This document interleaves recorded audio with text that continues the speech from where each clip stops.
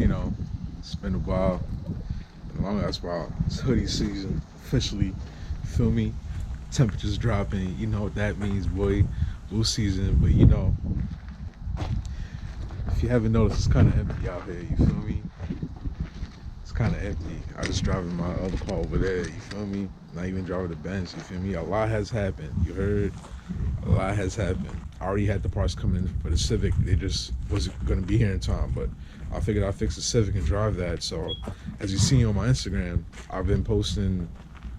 If you're not following me on Instagram, I'll throw the pics up here, but go follow me on my Instagram, man. That way you'd be like more updated, because you posting these YouTube videos is kind of like it's never, you never know when I'm gonna post these shits. Like one day I'll be in the mood and I'll post a video, you feel me? But it's hard to be consistent in this shit because of how much effort actually goes into this shit, and I don't really have the time. But I had a T25 setup before with a Garrett 2560R turbo, and with that, it was making like about, I'd say like around 300, 315, maybe even three. Well, in this weather, I was making like 330. Like it was definitely pushing a noticeable more amount of power, because I had to make the air fuels were starting to go a little lean, I noticed. So I was like, yo, it's getting cold. I gotta redo the tables. So riching it up a little more, and then she started hauling, bro. I was going with a new setup, a T3 manifold from 1320, top on manifold, beautiful, 44mm wastegate, V-band, everything, you feel me? Swaggy. I went with a Garrett 3582R. Chose the dual ball bearing option, bro. Put the turbo on there, you feel me? I bought hoses for it. Had to buy new clamps because everything went from 2.5 to 3 inches. So did that, and then what should I do? New overturn line braided, got that shit braided, stainless steel, all that shit. So put all that stuff on, and I also got a traction bar too. I put a traction bar on the Civic. I put this shit in the front. The traction bar didn't really fit too well. I guess it's because the car's been in an accident before, so the front don't line up perfectly. So that could also be the issue why I be having that crazy torque steer that I can't fix. Even when I put the LSD helped, don't get me wrong, that should help. That should make a difference. But it didn't get, like, it helped the torque steer, but the torque steer is probably like a whole different problem from the drivetrain. I think it's the body problem. But anyway, yeah. And then I had a rear trailer arm bushing that I was gonna put in too. So I jacked it up, turned the car around to go put the rear trailer arm bushing in, and I just went around the corner real quick, right around the block, and yo, she drove good, bro. Had an island for like 40-50 minutes, no smoke, nothing, bro. Because my old turbo was shot to begin with. Even after it got rebuilt, they didn't rebuild it right, so it was still just smoking oil. So I'm gonna see if we can get a warranty on that and fix that, and I'll just have that chilling or sell it. You know what I'm saying? But got back with the new setup, you feel me? Jacked it up, about to do the rear trailer arm bushing, jacked up to seeing that my low control arm was missing the bushing on one side, and the other bushing was shot. I'm like, yo, these are true hearts, you feel me? Those are the polyurethane. Like, I don't know how they fell out or how they got shredded like that, but I ended up just going and putting the car back down, because I was like, it don't make sense to do this trailer arm bushing if I'm missing all the other bushings anyway. So I was sitting in the garage, and I was just thinking what I wanted to do, and I really wanted to tune it, you feel me? Because I just put the new turbo on, and I had the GoPro in the car. You know, it's hard to talk cinematic.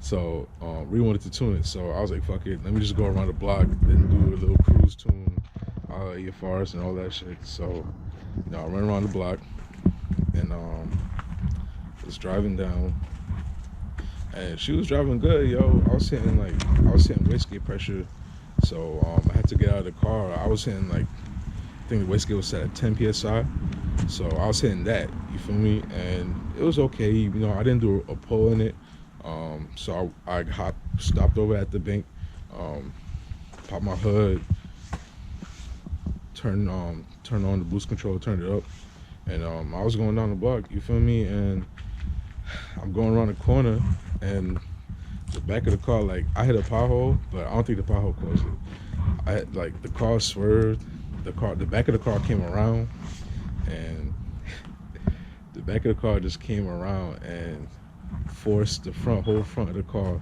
into the curb. You feel me? I tried to correct it, turn to the left, and give it more gas to, you know, pull itself out of that, and it just wasn't. It wasn't having it because I was in fourth gear when that happened.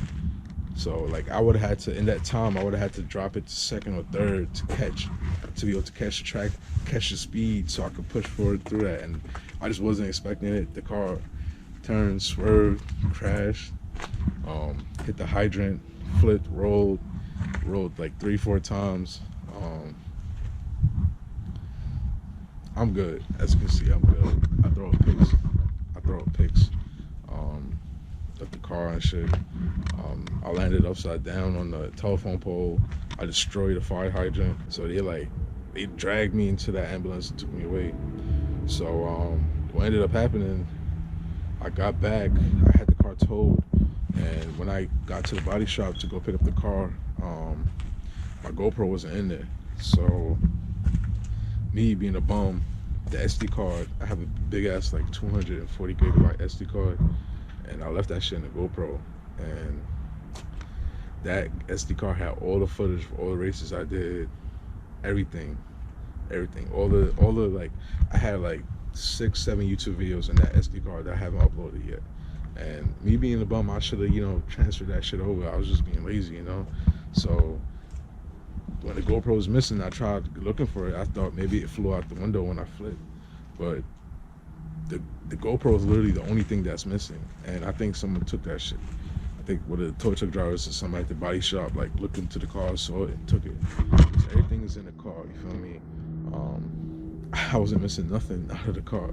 So the only thing I'm missing is the GoPro. My laptop was in there, my S300 was still in there, my weed was still in there, you feel me? It was mad shit that was still in there.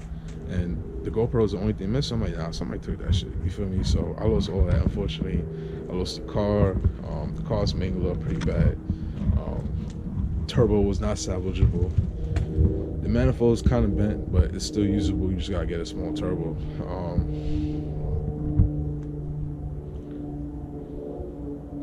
Bro, that was a complete L, you feel me? That car was a complete L, but you know what? I'm blessed to be alive. I'm blessed to be able to walk out of that accident like that, not hurt or nothing. For me to go to work the next day and, you know what I'm saying, to just, bro, not even a scratch on me, you feel me? After a while, I was feeling pretty like, you know, my limbs was kind of like tense and shit. Because I guess, you know, when that adrenaline kicked in and shit like that happens, you sort of just, I just held on to the steering wheel, no airbags deployed, nothing. So that shit was just crazy. So, yeah, that shit was crazy. Freaking, yeah, so I'm blessed to still be alive from the accident. Good. But I'm also blessed for having good friends that's able to hold me down with some good shit, and, you know, for creating opportunities. I know this kind of sound fucked up, but crashing that car gave me an opportunity to own something that's even crazier than that. So you know what? Let's dive into it.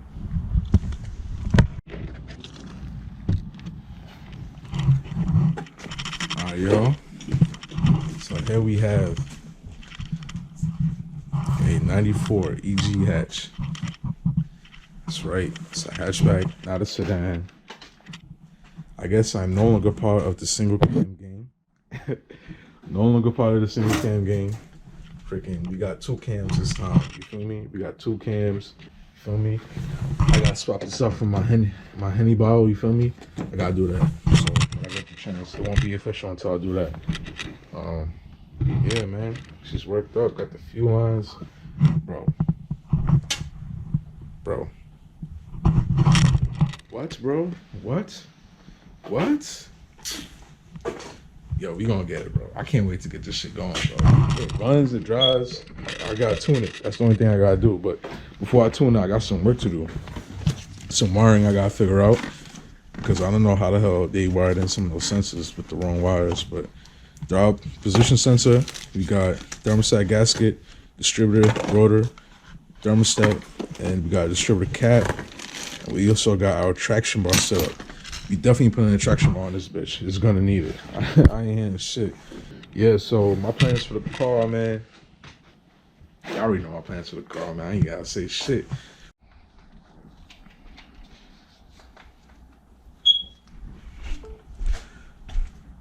Oh, yo, so I guess y'all can see better of it in the daylight.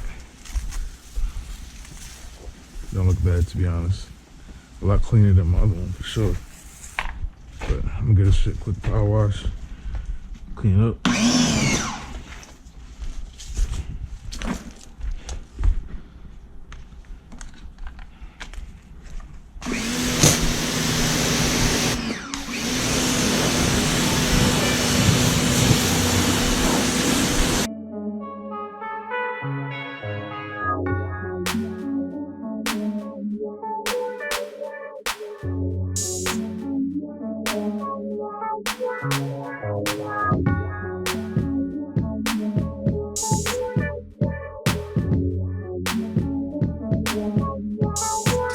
Spark that shit up, man.